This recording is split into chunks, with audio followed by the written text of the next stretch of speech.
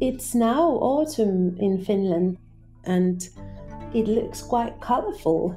When I look out of my window, there's the park of Saari.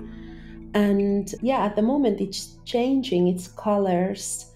There's like yellow and red and orange as the leaves of the big and old trees, like oak trees and maple trees and lime trees, are changing the colors, and slowly also the leaves are falling down. So it's really beautiful now, but at the same time it's the changing season, so there's a bit of feeling of like maybe even sadness. The migrating birds have left and also the winter is really approaching. Välkommen. Välkommen. Tervetuloa.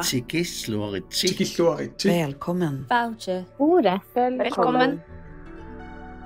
Welcome to Testing Grounds from the Nordic Alliance of Artists' Residencies on Climate Action. Episode 7, Saari Residence, Art and Decolonisation.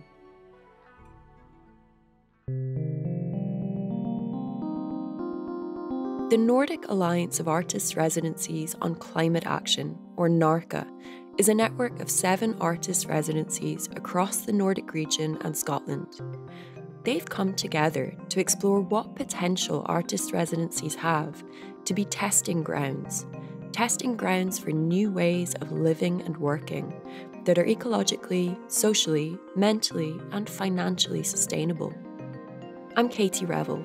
In this series, I'm talking to people in and around the NAARCA residencies about the themes, the challenges, and the questions they're grappling with, that we're all grappling with in the context of the climate crisis. In this episode, we're visiting NAARCA's Finnish partner, Saari Residence. I'm Leena Kela. I'm the Residency Director at the Saari Residence in Finland. And besides being a Residency Director, I'm also a performance artist, a curator, and a doctoral candidate. So Saari Residence is an international artist residence. We host artists from all disciplines, but we also host researchers. And we are located in the countryside in the southwest Finland by the Baltic Sea. The residency is maintained by Kone Foundation, which is one of the Finland's largest foundations supporting academic research and culture and the arts. The residency started in 2008, so we've been running for 15 years. I've been working here since 6 years now, and we are hosting around 80 artists and researchers every year in so-called winter season, kind of from September till late April. We are running individual residencies, so then that means like 9 artists and researchers are spending 2 months together here. And then in the summertime, it's for the group residency. So then the groups can be up to 16 people. And then around that, we also host researchers who are on Kone Foundation funding, and then they can come to the residency to retreat and focus on their work. As a residency, we do have a strong focus on ecological and social sustainability, also including psychological sustainability. But instead of like that being a theme, we consider it more as a culture or the conditions in the residency. That kind of shifted maybe around 3-4 years ago when we started to kind of examine our residency practices and activities in terms of their environmental impact, and also made some changes in minimizing our emissions. But since and as we are international residency, transportation creates a huge part of our emissions. We do support ecological travel or slow travel, if you call it that. But we don't want to completely avoid flying because we want to also invite and host artists from Global South. And we do support their flights also financially. So we think that kind of when the artists and researchers arrive here and when they live here for 2 months, for example, because of the culture here is paying attention to environmental questions, we think that they kind of can become aware of their own habits and actions. So we are putting a lot of attention on, for example, recycling, and our buildings are heated by geothermal heating, and we avoid using fossil energy, and we only serve vegan food, and so on. And also, as part of the ecological residency program, we have learning circles, which can be reading books or articles, or then having discussions, or then doing some practical workshops, for example, picking mushrooms.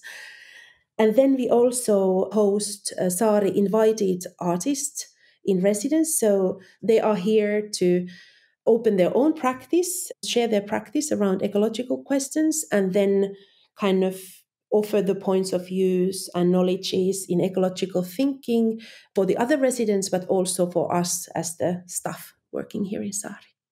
Along with Cove Park in Scotland, Saari is a founding member of NAARCA. I think, and we think here in Saari, that the work around kind of sustainability in these different aspects is never done. It's like a constant learning, and learning from others and with others, and sharing knowledges and sharing best practices, or just posing questions together. So that was the reason why NAARCA initiative started. So we started as a kind of 3 years project. So as we are approaching the end of that, the next year is going to be the last year. The question that we will be asking ourselves is that, should we expand the network, or is the work done? I'm kind of doubtful on that.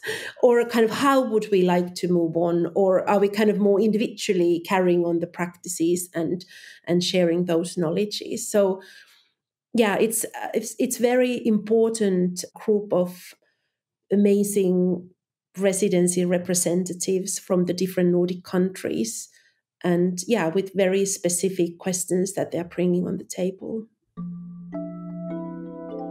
What are some of the ways that the area is being impacted by the climate crisis? Maybe something you've noticed specifically, or something that you know is going on?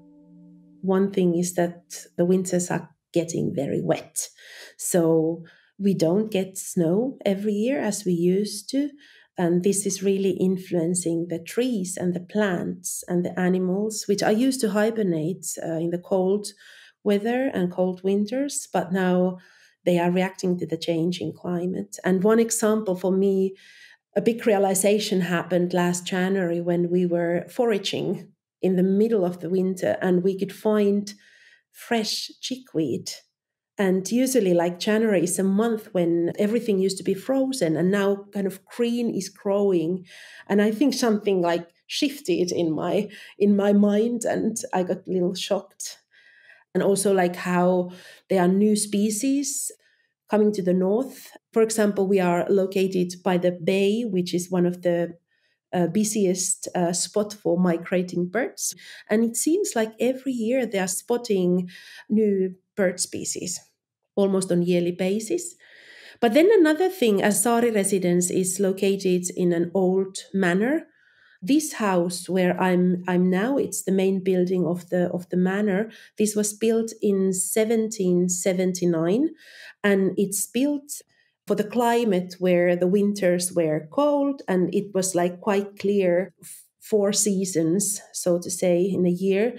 But now, since the winters are wet and mild, this building had to be renovated because of microbes growing in the wooden structures. So it really functions on multiple levels, this climate change, even though you don't see it like as such. We don't see the sea level rising yet, or the effects that could be easily spotted, but it's more kind of like slowly coming in and affecting. In this episode, curatorial researcher and educator Taru Elfving will be in conversation with Pauliina Feodoroff, a Skolt Sámi artist, director, land guardian, and Sámi advocate. Yeah, I wanted to suggest Taru Elfving and Pauliina Feodoroff as contributors to Saari episode, as both of their work stems from ecological crisis and concerns, and both of their work somewhere in the intersection of art and science, and this is also something that we do in Saari. And I think that what is especially important is that they indicate how ecological and decolonial thinking are intertwined, and thinking and practices, how they are intertwined. And this is also something that we are aiming at in Saari by addressing how social and ecological sustainability should be considered together. Taru Elfving, she's been working closely with Saari Residence, both as an expert of contemporary art and then an expert of ecology. And she has taken part to many of our gatherings and seminars. She was also the one who was advising in our process of this building and developing the ecological residency activities. And she's also one of the mentors to our residency artists. And then Pauliina Feodoroff is a Sámi artist and activist. And here I want to acknowledge that the country of Finland is partly located in the homeland of the indigenous peoples Sámi. This homeland is called Sápmi, and it stretches across northern parts of what's now Norway, Sweden, Finland, and Russia. And Pauliina is an advocate of Sámi culture and Sámi rights, and has done remarkable work as an artist and activist in the questions of land rights and the raise of awareness of deforestation. And here I just want to speak a bit about the forests too, because I wanted to invite Taru and Pauliina to this episode also because of the questions around biodiversity and forests are important both for us in Saari and then for Kone Foundation at large. This year, Kone Foundation started a new initiative. In Finnish, it's called Metsän puolella, and in English, that would be For the Forests. And that aims at bringing more voices and points of views to the discussions about forests. And this initiative funds researchers and then artists and also activists who work with or for forests. This aim is to diversify how forests are understood and also how to bring in multiple voices and meanings in that discussions. So I thought that Taru and Pauliina also bring aspects to that.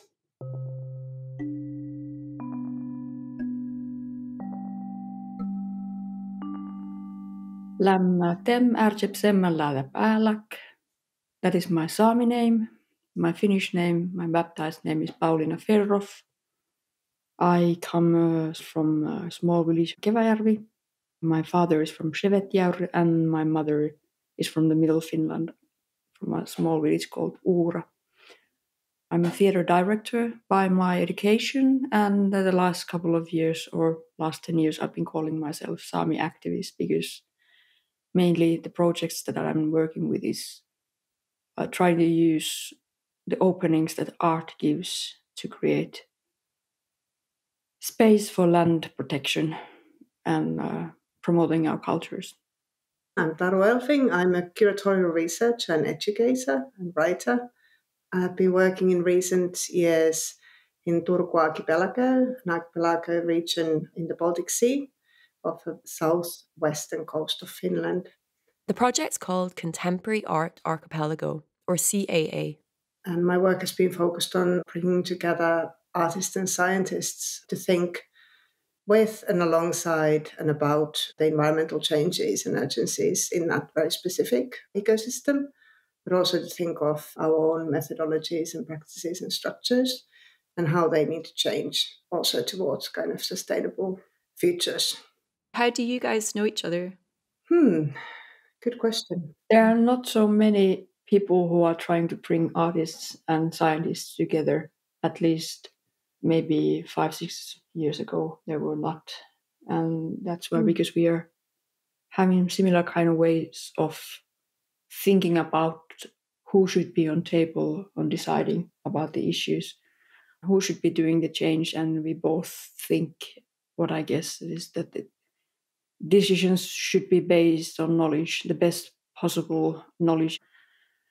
And Taru has worked for many years of bringing arts knowledge and scientists, researchers together. And I've been doing the similar kind of things and adding their traditional indigenous knowledge and trying to have practical examples of that this is doable, that is not that difficult, and it's not that these ways of knowing, even though they are different, they would be against each other or they should be quarreling about the attention rather than that the only true vice is ignorance.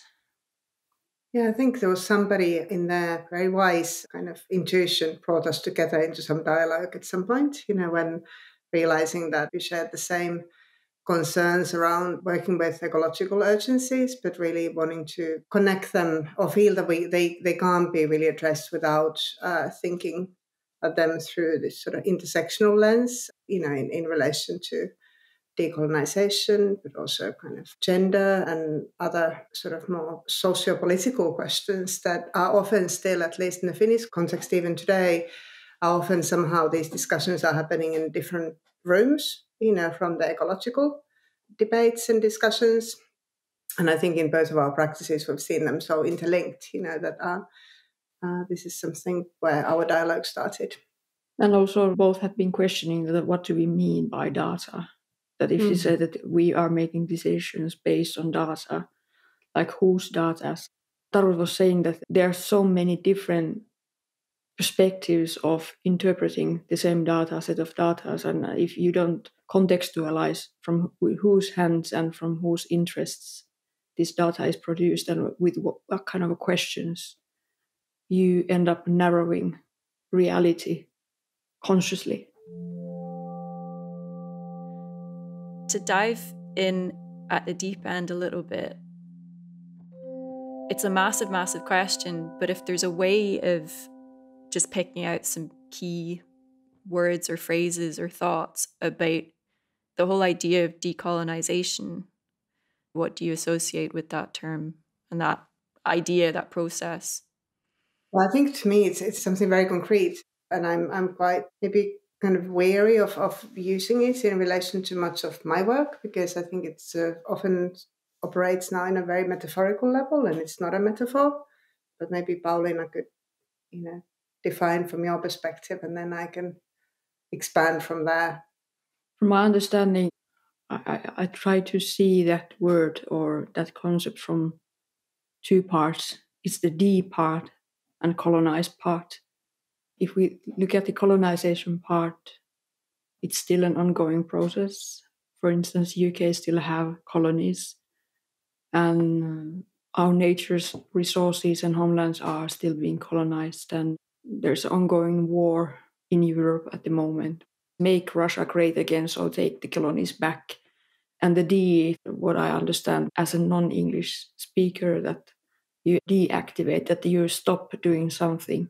And in some cases, stop doing something that you use your body or your means, whatever, to stop some kind of action. And the more safe your society is, or more in safe ladder of the society you are, the more intellectual exercise that decolonization can be, that you can start deactivating certain kind of theories and ideas that have been and still are justifying why the colonial order should be in place, why one group of people or a nation considers itself to be superior to others, whether it be culturally or as a militarily, or that just we have a greater right for take over territories.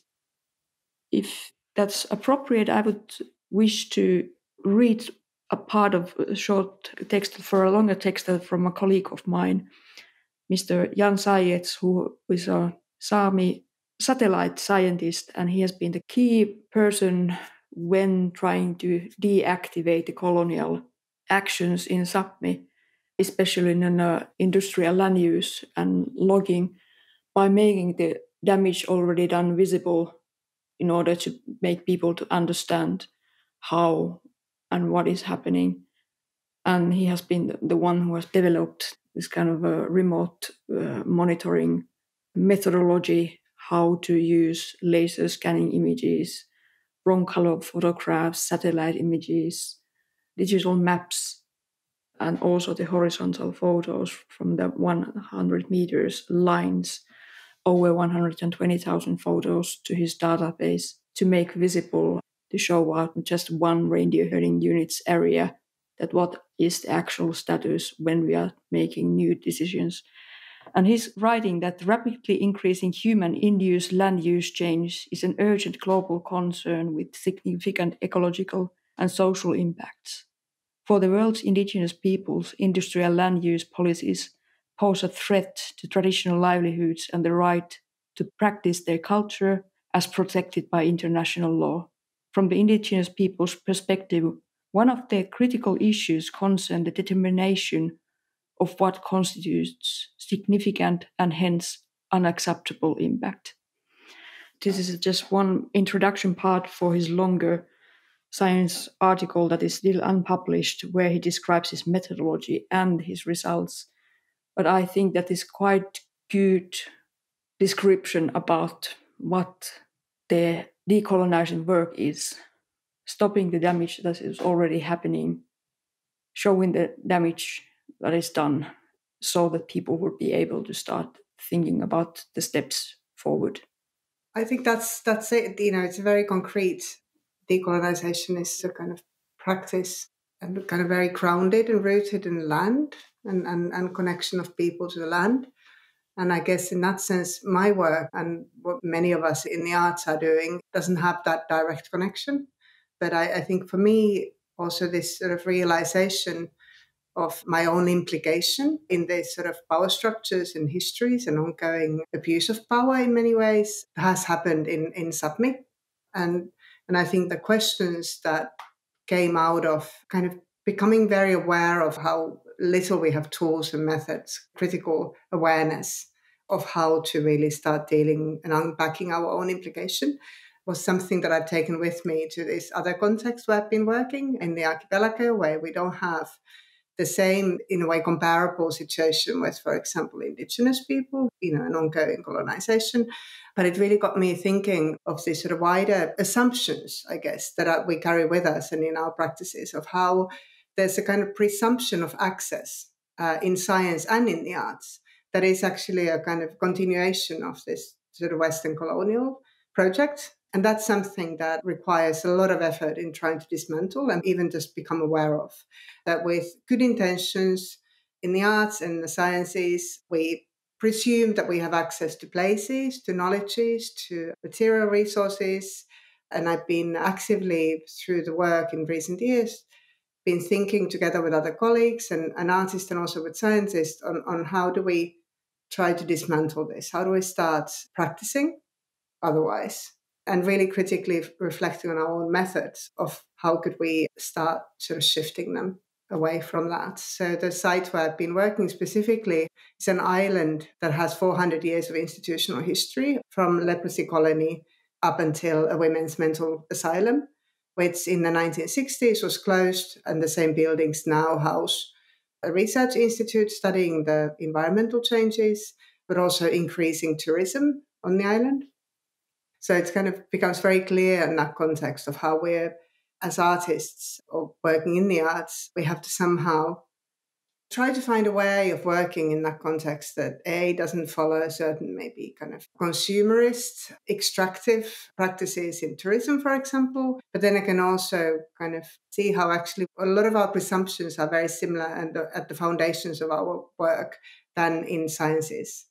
We assume access. So working especially with these natural scientists who do long-term monitoring of the environmental changes, who spend decades and across generations on working on this site, have this very long time scale of working with the place. It's been a very interesting mirror, to kind of somehow think critically of our own practices in the arts and what does it mean to actually work in ways where you can really become much more aware of and respond to and address critically also your own entanglement in that environment, but also in those histories, and what are those sort of structures of institutional structures of knowledge and power and access that we are actually kind of somehow continuing or part of these longer genealogies. And so that's where I feel that there's a kind of resonance with decolonial approach, or sort of in a different context than indigenous lands. I think you are describing a very essential phenomenon, which is a lack of consent. What the colonial process is, whether it be done in the name of freedom of arts or freedom of sciences or freedom of nations, that let's skip the dialogue part for asking for consent. And it's many times said that, no, if we would have starting the dialogue, or we have tried to have a dialogue, but they don't agree on anything. So it's better just to skip the process and make whatever you want to do. And especially in sciences, which has also a very long legacy of being in the front line of getting access to areas, getting openings to areas where people are not willing to be occupied yet. And science has been also the one who has been writing and creating the veils for these theories that why we can do it. Before that, it was the God, and nowadays it's the science. But in the same time, it's saying, okay, this is the best what humankind can do. So it would be very, very unwise to not open doors to every space that the scientist wants to look at. One definition of colonial work is something that it doesn't dialogue, or if it's dialogues, it just dialogues with its own terms. And those terms are very narrow, and you cannot never have the access for the broader picture of the broader plan.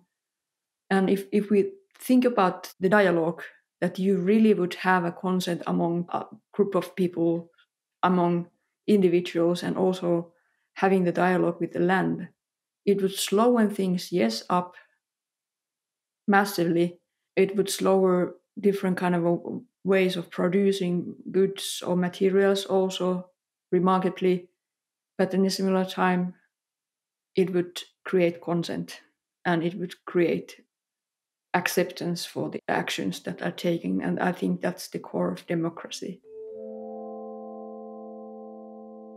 For people listening who aren't from a Finnish context or even a Nordic context, say, could you explain what that lack of consent and that presumption of access and that lack of dialogue looks like?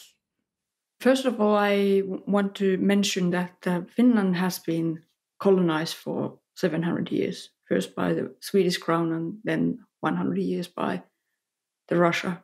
And Finland only got her independence in 1970. And the administration model is from the Swedish crown, just the language was changed, and a certain kind of bureaucratical practices came from Russia. So Finland has never decolonized her own nation state.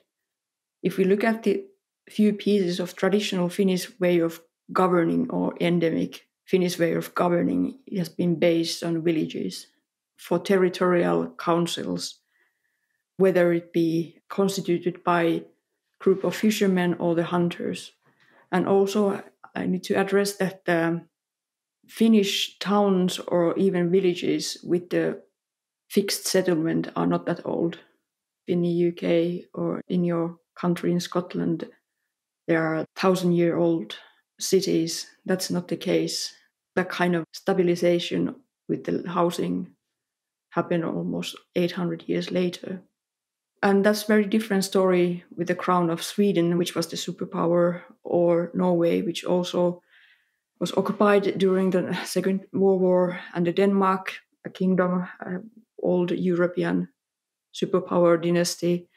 So we don't belong to the same language group than the Nordic countries, and we have been the ones who were sent to war when the European 100 years war raged. And Finns has been sold as slaves to Russia and so forth. So all this kind of decolonization work with the history, with the power structure, with the governing structures is undone. It's quite interesting that it's just now when the Ukrainian war started that the Finns have been able to start discussing a bit more about the things that happened between Soviet Union and Finland after the Second World War, because we have been so also heavily influenced by the Soviet Union and Russia afterwards. And that has created a kind of we don't verbalize things. And if we verbalize things, we don't verbalize it in a manner that it would be too direct. I think it's really good, actually, Pauliina, how you kind of emphasize that it's never just a local issue. It's never just something that is happening here, today. I think wherever you would go in so-called Finland, what is now considered Finland, there's these really, really complex histories of colonial histories are very much there, but also the colonial connections that were also connected to trade routes, and also already a circulation of natural resources that were being exploited and extracted and so on. So these same connections have been there in many ways for hundreds of years. Yeah. And so now we just have to recognize them in different ways. I guess also historically, there were always some parts of the society benefited from being part of empires and part of certain kind of trade connections, and some others sacrificed their lives. And now just it's a kind of much more openly kind of global in scale, these sort of connections. But I think it's a really, really good way of kind of summing up how I think it's probably something that Finland shares with many other countries. Because of these particular histories, it allows for the state today and for many of the people to totally kind of ignore their own implication today, or the kind of fact that they are actually now abusing that power, in relation to some other people. Without the decolonial work in the state level as well, you just end up repeating the repressive models, because all the colonies were governed in a manner that just takes some resources out and benefit the center, not to benefit the area itself and let it flourish. And I guess when you talk about state structures or the structures of power that are, not just governance structures, but also always financial power structures, of course, the arts are totally, all the sciences are, of course, also kind of part of these same structures, and they are in many ways a mirror, those same structures. And so I think this is something that you, of course, then find down to whatever institutional framework you come down to, that it's also built on those same. So you need to kind of, in a way, the decolonial work has to go through from the sort of smaller units up to the kind of bigger. Yeah, all the pipelines needs to be cleansed. Yeah.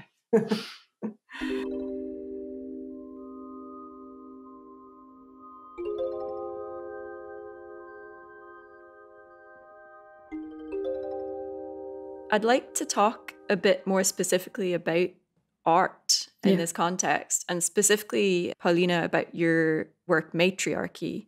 At the Venice Biennale in 2022, what would normally have been the Nordic Pavilion was instead presented as the Sámi Pavillion.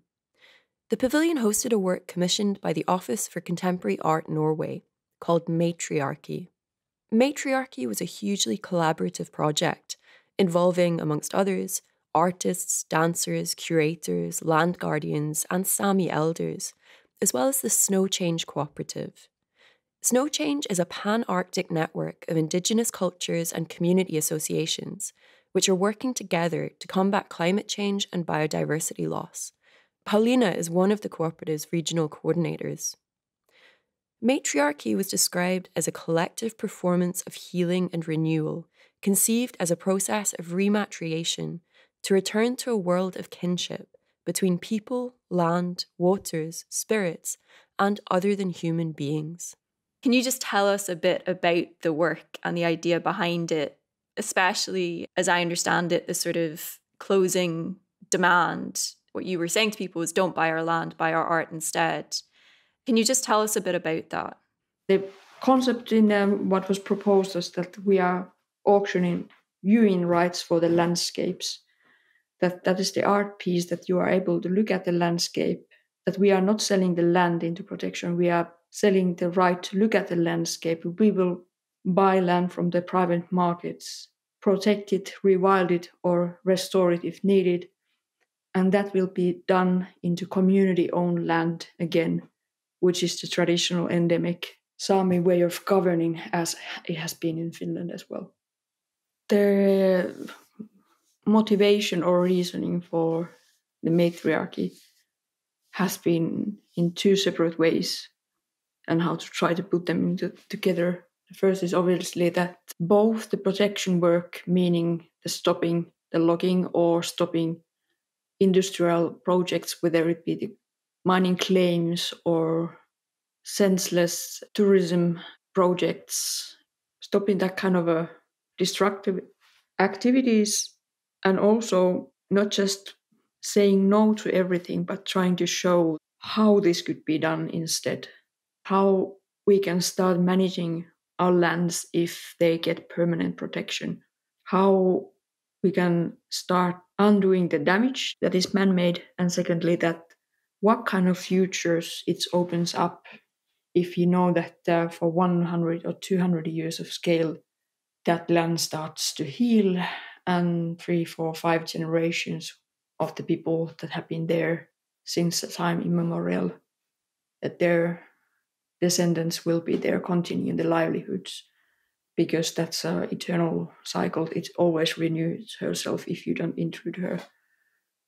And what kind of a different kind of a political or economical or rather blurry solutions you can find out to make that protection happen. The reason we have been starting to buy land into protection is to do that the landowner has the final say how the land is managed. And when the kind of a co-management has not been possible with the Finnish state in so-called state-owned lands, because the Sámi or the traditional knowledge, indigenous traditional knowledge has had no place in that management planning, just a mascot kind of way, just that you can add some place names in the traditional languages, or let's take some nice photos and let's put some signs with the languages, or maybe even tell us a nice story where this place name comes. But that is obviously not enough, because we still have at least some pieces left on the knowledge. How do you actually communicate and take care of the land? And since that has not been officially recognized, we need to pace things up, not only because of the tiredness, but also due to the climate crisis, that if there's a way to find money somewhere, let's buy the lands into protection and let's just start doing the things.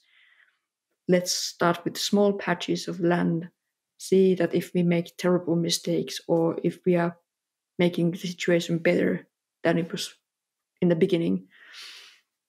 So that was the first route. The second route was that if we look at the term matriarchy, and it's a concept that says that, or suggests that everybody is leading and no one is leading.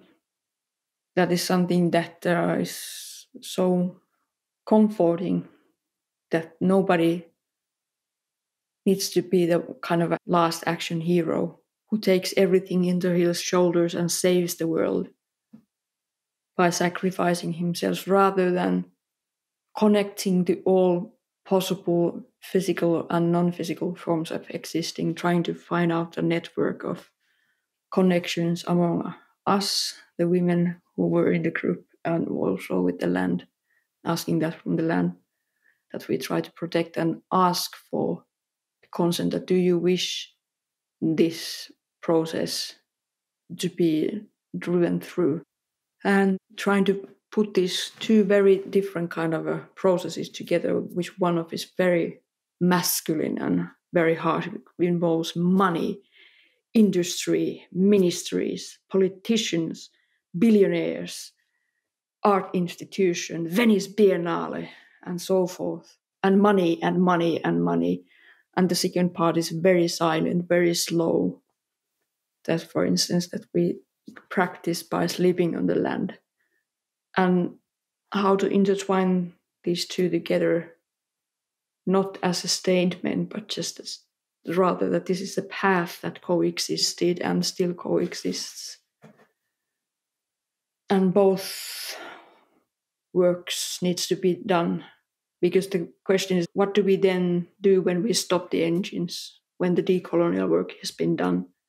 What is their next steps forward that suggest something new, something better, rather than just saying no to everything, but just saying, okay, let's take this pathway. And I think that the bringing back the matriarchy, at least in my heritage, and I think that resonates in quite many other parts of the world. If you dug deep enough to history, you find out that quite many of the societies were matriarchal from the beginning, because women tend to be communicating with the land, with their waters, better than men. And this is not excluding non-binary people by saying this. They have also their role with the land. But it seems to be that the woman's body is a very special vessel for transmission of information, that kind of a sense. Matriarchy is and was that kind of a process, and the using of tools, how to make something valuable in the context of art in order to become valuable also in a political sphere. And also that was a practice of showing that this is doable. You can do something so silly as this. And if you succeeded with once, maybe some serious actors, Finnish state, for instance, starts to do the similar kind of things, protecting the Arctic forests, because the scientific community, IPCC included, says that Arctic should be a no-go zone, since the 1/3 of all soil-based carbon is in Arctic. So it's just not our little families that wish that area to be left alone, but the whole globe needs it.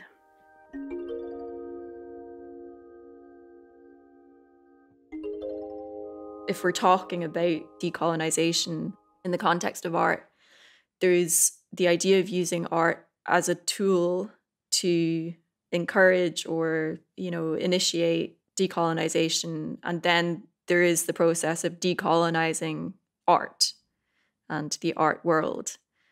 I'm curious what you guys think about the latter part of that. What would it mean to decolonize the art world? And maybe specifically in your context, your geographic context, what might a decolonized art world be like? And again, I know that's a huge question, so answer it however you like. I think somehow I feel that art as a tool for decolonization or opening up possibilities goes kind of hand in hand with the question of decolonizing the art world and those structures, because that's, it's the work from within somehow where that can happen. And I think this sort of art as a realm where it's also possible to shift those practices or to test out on a smaller scale, maybe, for example, the kind of matriarchal approach. It's something that you can start practicing. You can start, in a way, trying out, or experimenting and gradually maybe moving towards what that could mean in practice. I think that's kind of really crucial. And the other thing then is in this project, Matriarchy, or the ongoing work more than a project, the way of actually shifting resources and funds and shifting this focus from those structures of ownership, challenging that. So you're kind of directing those funds in a way and also attention away from ownership and actually totally kind of unsettling the foundations of assumptions of ownership and possibility of ownership, and directing that towards actually the kind of work of transformation. And how do we challenge these sort of structures of property and ownership that the finances are connected to? In the arts, very strongly in the visual arts. And so I think in that's kind of definitely all part of also actually decolonizing the art world or the arts as a particular structure, I guess, how we understand it today. But then there are also questions around access again. how there is this presumptions of access, the circulations that happen in the arts. The question of how do we commit to these sort of hundreds of years of a perspective, for example? How do we shift these circulations and practices and that logic in a way towards actually thinking in a much longer timescale, and also kind of crown them in a sense that really think, how do we relate to, and how does our practices in the arts and work that we do, how does that actually connect to places, to different kinds of realities, communities, ecosystems, in other ways than just kind of as this sort of visitors who come in and intervene and then leave. That kind of how art operates, somehow detached. The art's operating in this sort of autonomous zone, supposedly, where there's constantly that cut to the rest of the reality is sort of exercised, and rehearsed. How do we kind of, reconnect in a way somehow, reattach? And what does that mean then? That can mean quite fundamental changes to how we understand art in our society today. I think that was a fantastic answer. You put it very, very precisely. I just want to add that I see these questions very, very practically, because sometimes I also have been speaking about science and politics and art in this discussion myself. It's like art would be some entity somewhere who's always offended, or it needs to be defended or whatever. But in the same time, art is what people are doing through art, and science is what people are doing scientifically, and politics is people doing decisions in the different political positions. And that being said, that if I use this process of matriarchy as an example, we started with our working group, meaning the group of performers that have the similar path as myself, that we have gone through art schools, we have been trained by theatre school or dance academy.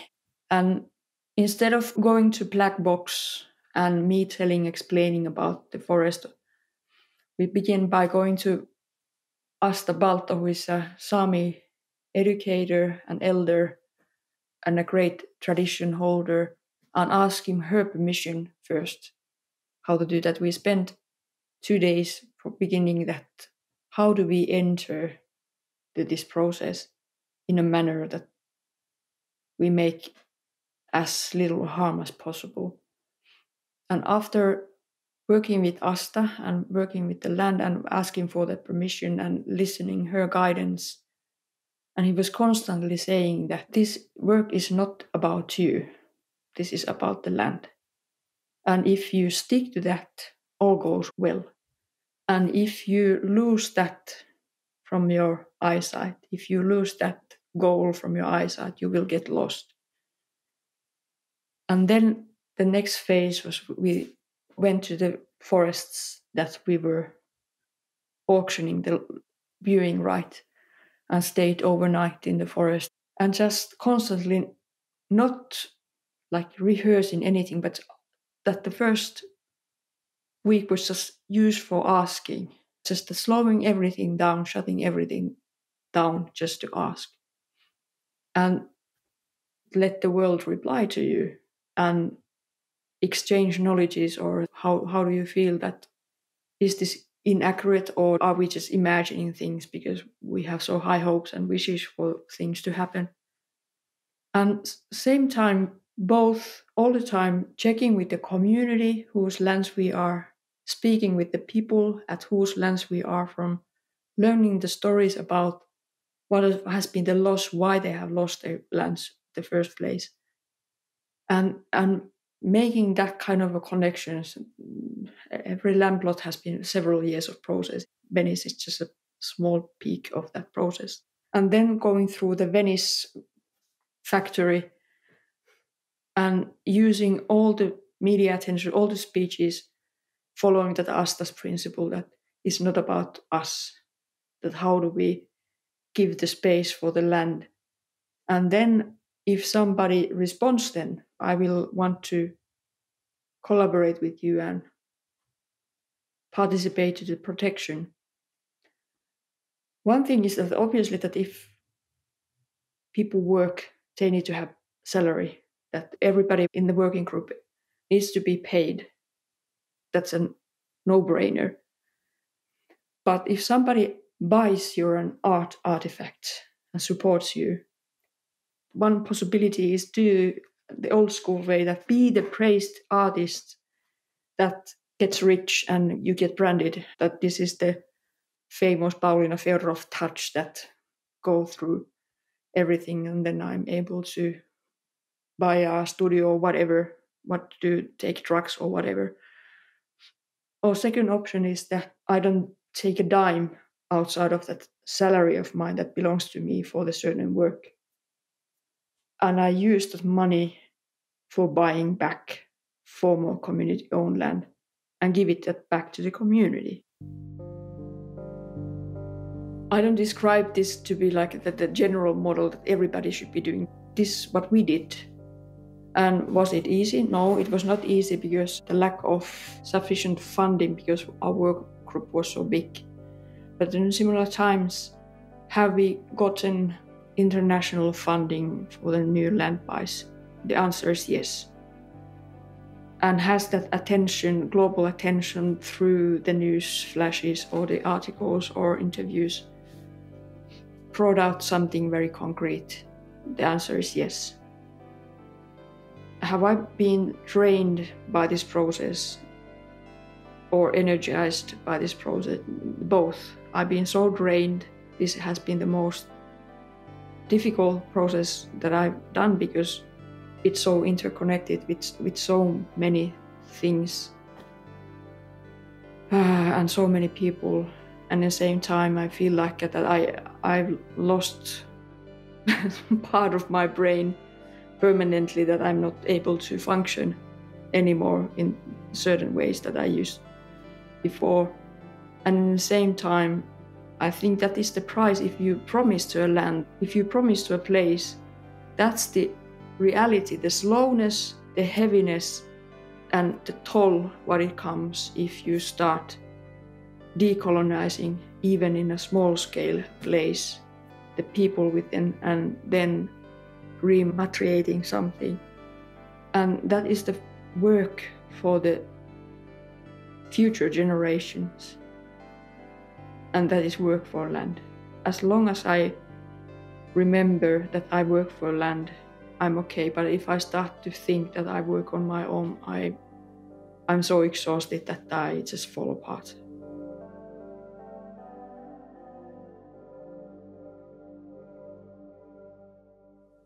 Going back to this notion of decolonizing the art world, there's so much interest and work around indigeneity and decolonization now. But I think the problem is that so often there isn't that commitment to the land.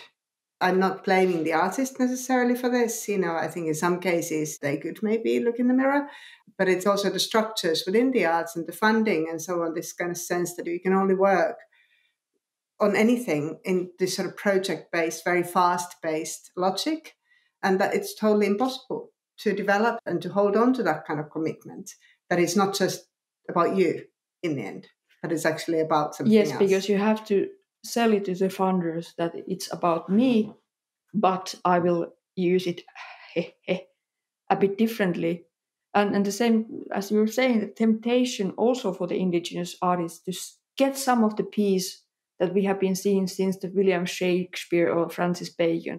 I want to be the superstar. I want to be songs written about me and statues carved out of marble. That would be so wonderful. And I want to dwell on money and buy proper housing to all my relatives and so forth and so forth. I think that the thing, first of all, that we were able to have access to the Sámi Pavillion shows the desperation of the Western world. The West is running out of the ideas, and it's like the train has passed already long ago. So Venice is drowning, so let's get the indigenous peoples in there. It's not about that we have now somehow magically achieved the same level of quality that the Western observing eye of art would approve. rather that nobody cares a damn anymore in the planetal crisis. And it's the very same that the minute we start to get in the access, it's already too late. Because if the climate specialists are saying, like Sir David King from the Climate Crisis Advisory Group, saying that we have 3 years of working time, like who gives a fuck if I now use my 3 years of building out a career and deciding what would be the next thing? So should I write a play or direct a movie or form my own theater company? And then it's like, oh, but I need to have the funding. Yeah, but you need to have the funding and the world is going to end. Nobody gives a shit any longer. So that puts us in the situation that we have to somehow, Indigenous artists, be better and more noble and more wise than the Western artists have been like the last 500 years. We have to like stay sane in the situations where we are offered an access for nice exhibition, that if this not benefits the situation, or if this doesn't make any concrete change, this is a waste of time. And who is willing to say that if they are not able to pay their bills at the same time? Tero Mustonen, who is the leader of the cooperative, and he has been one of the main writers in IPCC's latest reports, he's like a very hard and harsh mirror. You don't have time for gibber and jabber about the art world. You just have this very short period of time and window of opportunities. You only have this one shot. Use your energy wisely. So maybe not the statue in New York. There's that dilemma, isn't it, that we have very little time, but at the same time we have to somehow really think in a completely different time scale. Yeah. And work in a different time scale. Exactly. And I think but the 3 years, what Sir David King means, that we have 3 years time to work in a still organized democratic society. Because when the nature's own system starts to collapse, it will be chaos and havoc. And then somebody saying that, what about my art project? Is like, what about food and shelter? What about survival? Will be the next questions then. I guess the question for me is also a lot in recent years working in the arts, but working with this sense of urgency, is that do we really want to face this on our own, individualistic bubbles, or is there a way that we can actually somehow work together instead? That is so wisely said. And especially within art systems, that do we face it alone and compete each other, whose suffering is the most interesting and artistly most qualified. I totally agree. Something that I personally struggle with is that tension between the knowledge of the urgency and the very immediate existential threat versus the desire not to kind of get caught up in the kind of burnout culture and this very linear way of thinking that is itself part of the mindset that has got us into this position in the first place. Again, it's an extractive approach to yourself and to other people. And it's so difficult to balance those things. But I think, Taru, you're absolutely right. I think community is crucial. It's so obvious it shouldn't need to be said. But, you know, that's how we survive, if we survive. And that's the reason to survive, I think, as well. For me, certainly.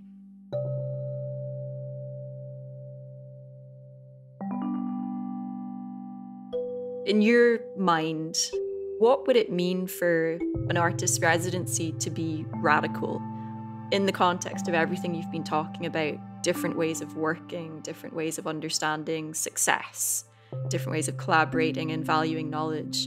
What might an artist residency be like if it was genuinely radical? I don't know what radical means anymore, I guess. It's sort of, I feel somehow radical as a term is also connected to this idea of avant-garde or something I can't quite relate to.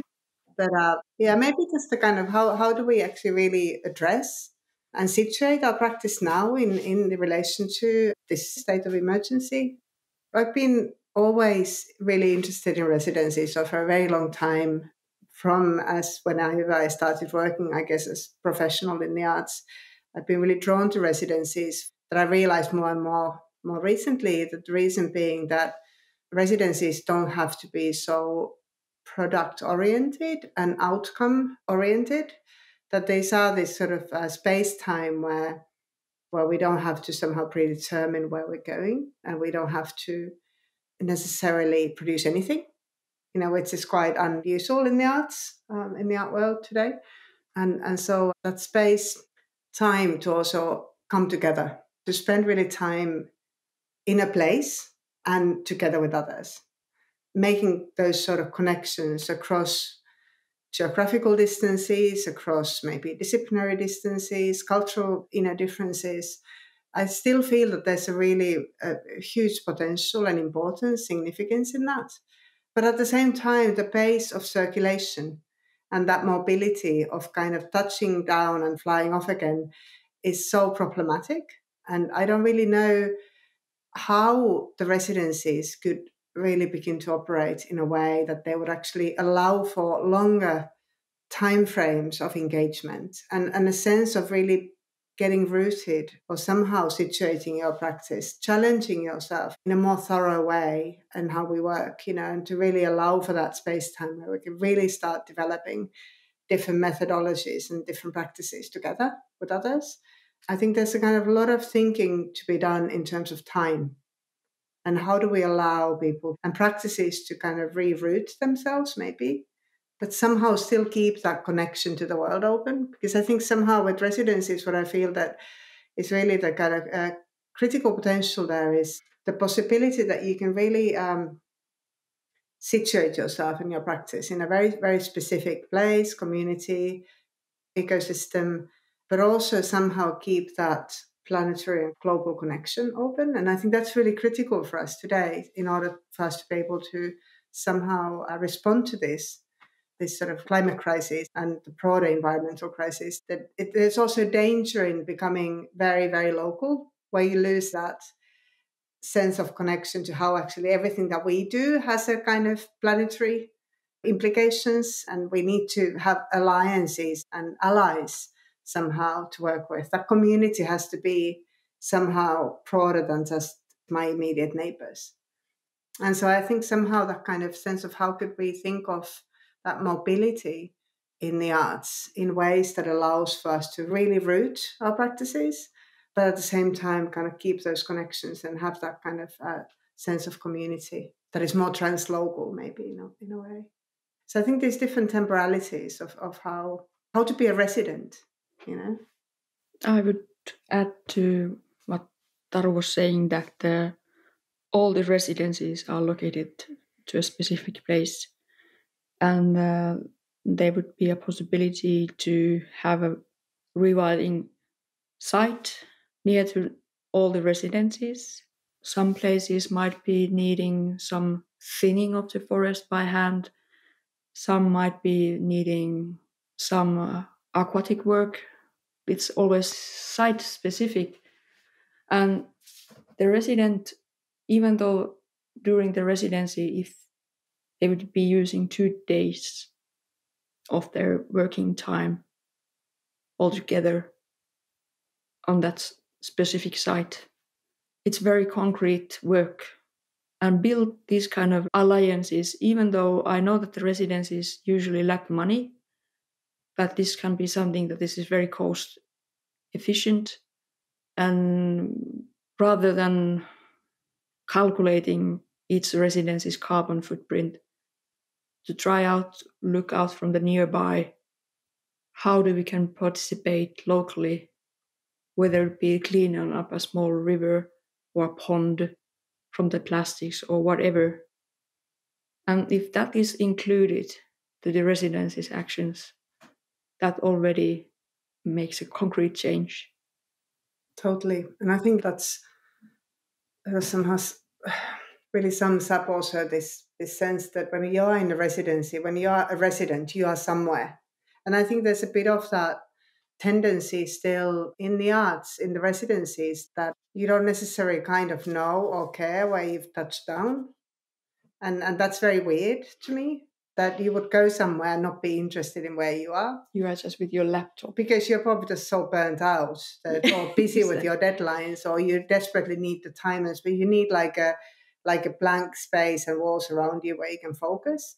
But that's something really kind of quite insane about that, that you would go somewhere and just not have the capacity or interest to actually pay attention to where you are. And I think then that is built on the presumption that you have access, that you can just go somewhere to be somewhere without actually being somewhere, because you don't actually connect necessarily at all to where you are. So there's the both sides that, in residencies, we need to question that presumption of access to places, but at the same time demand somehow that if you go somewhere, take time to ask for that consent to be there somehow. And in order to understand where you are, you need to really pay attention and to kind of think of what is the impact of me being here. And that is not something that you can calculate in a carbon footprint. Yeah, I totally agree. That came to my mind when you said that there could be a separate program, even in the same residency, that some part of the people who come and be resident there can be the burnouts who just come there to rest. If you are so burnt out or so sick that even you need discussion help, there's a service for that, because burnout also comes with many times mental health problems, and that could be kind of a haven to recover. And at the same time, that it's not only the recovering residents, but there would be people who know that they apply, that they are in a situation, a position that they are able to come there and be active. And I think that would be also something that it's including, because what you said earlier about needing the community, I think what the capitalism has done, also the nation state, has made all us individual citizens with all individual rights. And I think the process of decolonizing and rematriating is also becoming us again rather than I. To be democratic in that us, it also includes the crippled and the weak, the ones who cannot bring to the table some creative thoughts, and especially within the arts, that you don't have to excel to earn your spot to a residency. Sometimes the work is leaving you a very deep mark, but still you are not disposable. Still you are a valued member of the artistic community, even though we wouldn't know each other beforehand. I think as that we are colleagues and we respect and understand the realities of the work, that short-term work contracts, no access to healthcare, and so forth and so forth. In the same time, that is not just like an asylum for broken people, that they would be a place that people are also actively doing things. I think that could be something unique. And leaving the stigma of mental health issues away, because you don't have to be somewhere locked away if you are not useful just right now. To learn more about Matriarchy, visit oca.no/the Sámi Pavillion. To find out more about Contemporary Art Archipelago, visit contemporaryartarchipelago.org. And to find out more about Saari Residence, visit konesaatio.fi/en/Saari-residence. Thank you for listening to this episode of Testing Grounds from the Nordic Alliance of Artists' Residencies on Climate Action. You can find out more about the project at naarca.art. And if you enjoy the podcast, please tell your colleagues and friends and leave us a rating and a review. This episode featured Leena Kela, Pauliina Feodoroff, and Taru Elfving. It was produced by me, Katie Revel. Our series music is by Loris S. Sarid, and our artwork is by Jagoda Sadowska. Thanks also to Alex Mars, Alexia Holt, Charlotte Hetherington, Vibeke Kohler, Pari Stave, Jakob Fabricius, Rose Tetgat, Helena Selder, Lisa Autogena, and Eben Mosbeck. The members of NAARCA are Cove Park in Scotland, Skatfeld Art Centre in Iceland, Art Hub Copenhagen in Denmark, Baltic Art Centre in Sweden, Arctica Svalbard in Norway, NARSAC International Research Station in Greenland, and Saari Residence in Finland. NAARCA's initial 3-year programme is generously supported by Kone Foundation and Nordic Culture Fund.